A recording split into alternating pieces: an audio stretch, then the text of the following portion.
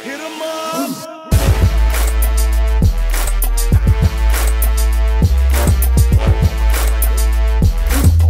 Oh my gosh. Tersesat, oh tersesat. Haleluya.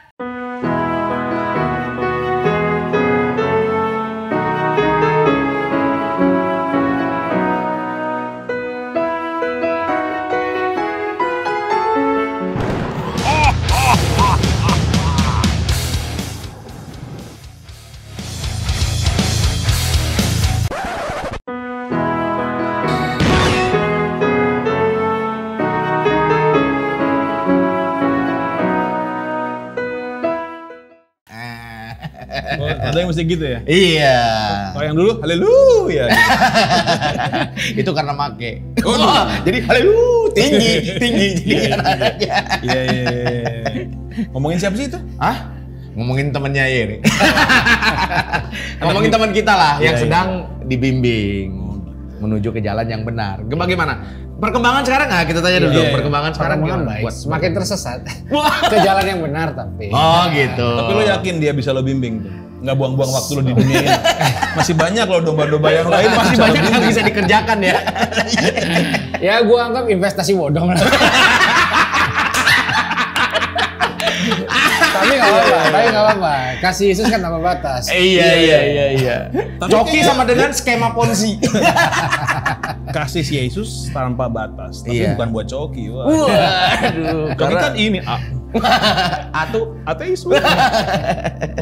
Kirain agnostik. Oke. Sekarang itu tadi buat yang bertanya-tanya, Coki kemana ya? Masih ada, cuman masih belum terbuka ya dia.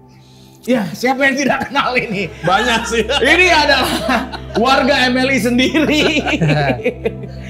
Dari Komtung TV, Danet. Asik. Kayak masuk di kuis. Oke, perkenalan Danet bersama siapa? Saya bersama Yeri, teman saya dulu nih. Wah. Waktu zaman-zaman gelap. Bareng kita teman. Lu pakai juga? Enggak, cuma gue ngeliat dia. Dia tahu gua dulu. Oh gitu. Tahu. Oh iya. Pernah ketemu di masa lampau. Iya. Oh gitu.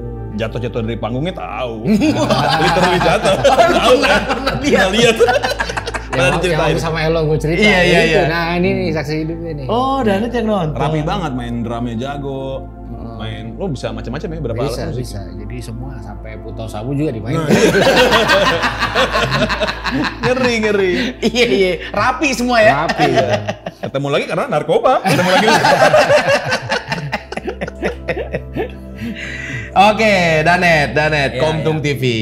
Komtung gimana? Mau ada domba tersesat atau gimana? Nggak usah lah. Nggak usah lah. Gue lebih pingin ngomongin ini ternyata selama gue menjadi warga Katolik ya, gue merasakan ada pengaruhnya buat klub gue nih Arsenal. Wow. Semenjak Yesus masuk, Arsenal langsung bagus 3 hari kemudian. Jesus nafas. Iya, Gabriel Jesus. Oh, Gabriel Jesus. Iya, benar. Gitu. Ada 2 lagi ya.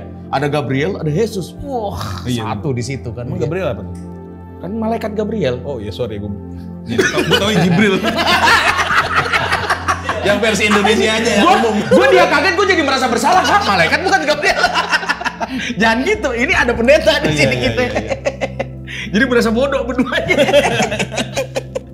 Masyarakat awam. Oke lah, kita baca aja langsung, Net.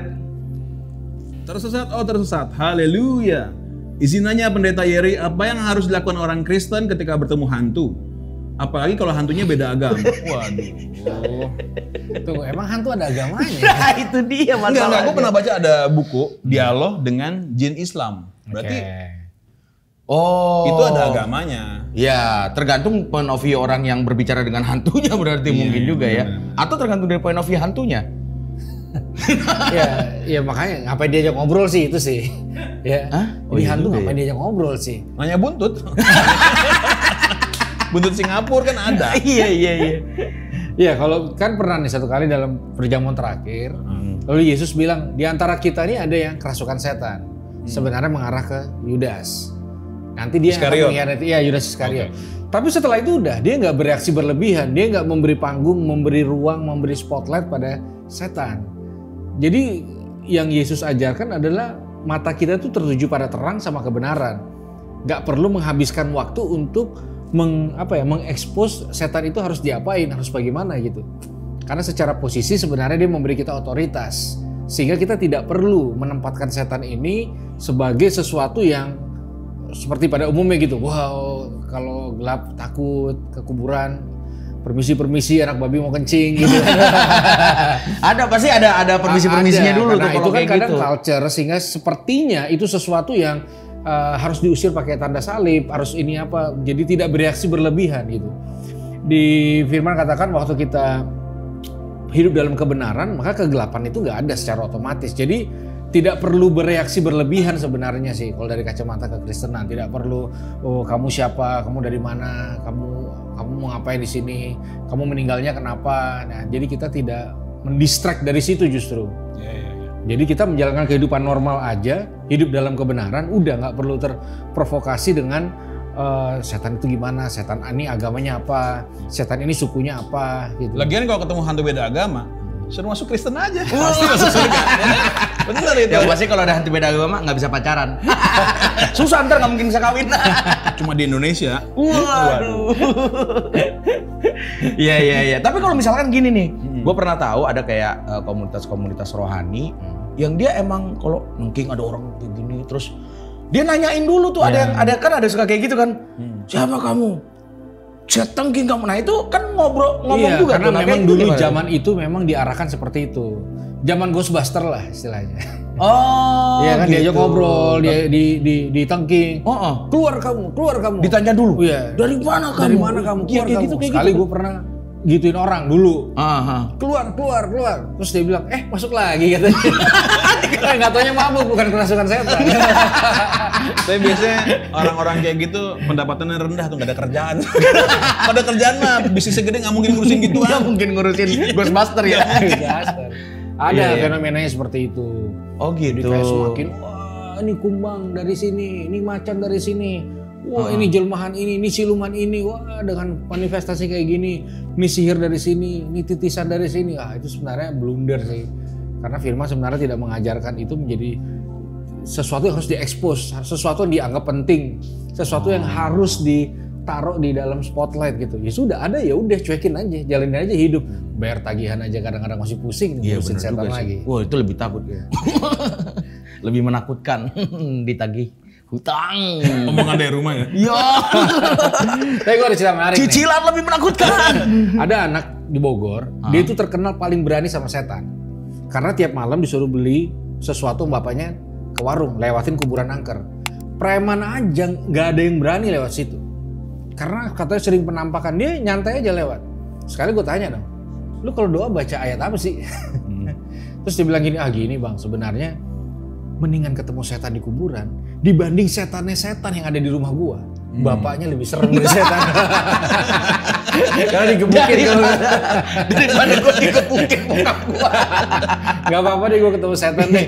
Mau kepala doang, dari bokap gua lebih serem gitu. Jadi sebenarnya ya mending kita mengkepokan sesuatu yang real aja gitu loh. Iya. Mending capek kepada sesuatu yang sifatnya kayak gitu. Bener juga. Net, ada pertanyaan nggak Net? Nih gue ada pertanyaan nih. Jadi kisahnya nih, mudah-mudahan ini benar kisahnya kan. Iya. Yesus dulu dikabarkan membangkitkan Lazarus. Ini Lazarus tuh sakit. Ada ayatnya kan? Ketahuan kita jarang baca. Si Lazarus sakit, mati terus meninggal, terus dibangkitkan. Ada. Ya kan? Mati terus meninggal. Mati dibangkitkan sama Yesus. Mati kan? dibangkitkan. 4 hari setelah meninggal. Iya. Ini pertanyaan gue, Yesusnya minta izin dulu nggak nih mau ngebangkitin Lazarus? Oh. Ya kan mesti kan dia ngobrol dulu sama Lazarus kan? Iya, minta persetujuan. Dia punya kekuatan membangkitkan, masa ngobrol secara gaib nggak bisa? Ya Kan gini, datang dulu di Rob. Gue mau bangkitin, lo gimana, masih ada kasus nggak? Gitu ya. Jangan-jangan Lazarusnya nggak suka nih kalau dibangkitin, utangnya banyak, dia benci sama istrinya. Iya. Gue udah enak-enak nih kan, ceritanya udah di surga nih kan. Udah nggak ada masalah. Udah nggak ada sakit, penyakit, udah bahagia. Iya. Lalu datanglah Yesus, sorry, gue kembalikan lo ke dunia yang fana ini. Pas dibangkitin, ngapain bangkitin gondrong? Yang pasti bininya langsung pura-pura mati ya. Untung ada Yesus. Dia pura-pura mati kamu. Udah gitu pakai ini kan air mineral gelas banyak di rumah buat konsumsi. Orang Batak ya. Lazarus. Ya jadi sebenarnya gini, itu kan ada disclaimer-nya itu. Pertama dibilang inilah yang dikasih Yesus. Makanya kan Maria bilang orang yang kamu kasih sakit. Nah sebenarnya Yesus sedang mengajar satu ekspresi cinta yang sifatnya nanti sampai kekal. Nah ekspresi cinta itu tidak unpopular opinion tentang cinta. Nah kok bisa saking sayangnya dibiarin gitu? Itu kan aneh. Misalnya lu sayang sama istri, terus gue bilang, Bob, istri lu sakit pulang, nanti gue 2 minggu lagi baru pulang. Lo kurang ajar. Mana ada orang punya ekspresi tapi ngediemin. Iya dong, itu nggak perlu ditelaah lagi. Tapi Yesus bukan cuma ngediemin loh, dibiarin sakit sampai meninggal, sampai busuk lagi. Dulu gue berpikir itu kesimpulan liar gue, Yesus suka yang busuk ya. Udah nyampe situ nggak berhenti karena nggak ada solusi. Nah sekali gue pernah pelayanan di Kalimantan, disuguhkan makanan yang cara buatnya dibusukin dulu. Dagingnya itu kayak dibusukin dulu terus dimasak terus enak gitu pokoknya. Terus gue keinget tentang cerita Lazarus. Nah ternyata understanding gue nih gini, ketika sesuatu yang busuk biasanya tuh udah nggak ada lagi yang mau kan. Masa lo beli buah busuk? Iya. Busuk mah disingkirin. Nah, ketika dia busuk pasti dia sendiri. Iya. Nah, ada momen tertentu ketika sesuatu ini busuk, Tuhan tuh bilang gini, ini cuma punya gue ya. Ini cuma punya gue. Satu ekspresi cinta yang eksklusif. Nanti kan di ujungnya sebenarnya keinginan dia bersama dengan kita dalam seterusnya. Di surga tanpa dia juga tidak dapat dalam sebuah esensi. Surga tanpa kita juga nggak ada esensinya. Jadi esensinya sebenarnya bukan surga, tapi love-nya, kebersamaannya. Supaya orang nggak gila surga. Sekarang kalau surganya nggak ada, orang cinta Tuhan nggak? Belum tentu juga. Tapi ada tuh negara di Asia Tenggara gila surga. Wah, bersama dengan kelompoknya. Berani banget loh. Iya. Berarti bukan surganya tapi cintanya itu. Cintanya itu. Yang membangkitkan Iya, jadi dia. makanya kan orang kan sekarang lagi gila surga dalam artian, lu bayangin, gak asik banget kan dalam pertemanan kita berdebat siapa yang layak masuk surga dan siapa yang tidak. Gitu kan, percakapan agama kan sekarang gitu. Iya. Nah, yang punya surga nih, ninggalin surga untuk menyatakan cintanya sama kita. Supaya kita tahu, kita lebih penting dari surga. Sehingga tidak perlu izin untuk Lazarus. Nah, Meskipun sudah busuk. karena pada akhirnya adalah kebersamaan dia dengan Tuhan, itu esensinya. Mau di bumi mau di surga, kebersamaannya itu. Oke. Itulah sebenarnya di situ. Jadi waktu Lazarus bangkit, apa yang pertama kali dia pikirkan setelah itu? Si gondrong ada-ada aja katanya. Elah. Berarti kasihnya itu yang membangkitkan dia meskipun dia sudah Cuman busuk. itu Gitu ya. sulit dimengerti. Iya. Karena toh pada akhirnya semua orang pasti akan mengalami masa-masa dan fase-fase sendiri. Pasti. Iya. Nah, dalam kesendirian itu yang sebenarnya esensi agama hadirnya di situ. Bukan dalam hingar-bingar, jumlah-jumlahan lebih besar, siapa lebih hebat, siapa narik siapa, artis siapa bersaksi pindah ini semua. Itu mah tayangan yang memuakkan. Itu nggak penting ya? Sebenarnya Kenapa semua TV nanyangkan itu ya? Wah, kenapa di Instagram gua ada ya gereja-gereja yang tiba-tiba ada di situ Siapa di timeline? Ada gereja apa Yes, gitu? karena sekarang kan fenomenanya kayak gitu. 5 kesalahan agama itu. Agama. Nomor 4 akan buat kamu tercengang. Dibalas lagi. Makanya orang wajar kalau tidak beragama hari ini karena isinya sampah model gitu. Males. Orang nggak lagi merespek sebuah hubungan yang personal, dalam kesendirian, dalam ketakutan. Tuhan hadir. Sudah selesai di situ. Oke. Ini pertanyaan gue lagi boleh dikit? Boleh Gua nyambung situ. dong. Kan biasanya Tuhan hadir di kita ketika kita lagi sedih atau kita lagi seneng. Ya. Kalau kita lagi biasa-biasa aja, bagaimana cara menghadirkan Tuhan ya? Kan doanya, Tuhan gue lagi biasa-biasa aja nih. Gak ada kan gitu. Itu bagaimana ya? Nah, makanya kan gini, dibilang kan waktu Yesus datang, dia itu Immanuel, yang artinya Tuhan beserta dengan kita. Artinya dia lintas situasi, gitu loh. Misalnya, lu suka sepeda, ya Tuhan suka bersama lu dalam sepedaan. Dia nggak Tuhan yang cuma nunggu di gereja hari Minggu, kalau lu nggak datang dia ngambek, dia marah, terus dia ngejudge lu, gitu loh. Dia nggak seperti orang-orang yang datang ke gereja terus ngerasa lebih baik dari orang-orang yang nggak datang, enggak. Dia dalam keseharian lu. Ketika lu malas ke gereja bukan berarti dia nggak akan hadir. Tuhan kayak Circle K, ada terus. Ada. 24/7. Tempat tongkrongan, anak pang di depan. Kayak McD ya, tiap lingkungan ada ya. Iya benar. Iya, jadi ya bukan karena kita sedih, karena kita cuma kadang-kadang kecenderungan refleks, ya biasalah. Ya. Orang kalau kepepet kan ya Nyarinya refleksnya ke atas. Tapi dalam keseharian sadar nggak sadar, ya dia ada. Bukan pas kita doa nggak tahu mau ngomong apa, biasa-biasa aja nih. Bukan pas itu doang ya. Ya. Jadi pas memang kita menjalani. Kadang-kadang orang juga bilang, ayo Tuhan hadirlah ke sini. Loh kok Tuhan kayak hadir pergi gitu kan. Iya. Padahal nggak gitu konsepnya. Selalu ada berarti. Selalu ada.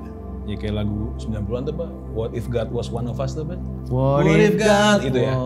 Ada di pelacur, ada di Iya. tukang mana gitu kan. Ada di hati setiap orang gitu kan. Iya, betul. Dan memang ada gitu ya. Iya. Luar biasa sekali. Luar biasa sekali. Ada lagi Net? Nah itu dulu. Itu dulu ya. Oke, kalau begitu minggu depan lagi bareng Danet. Shalom.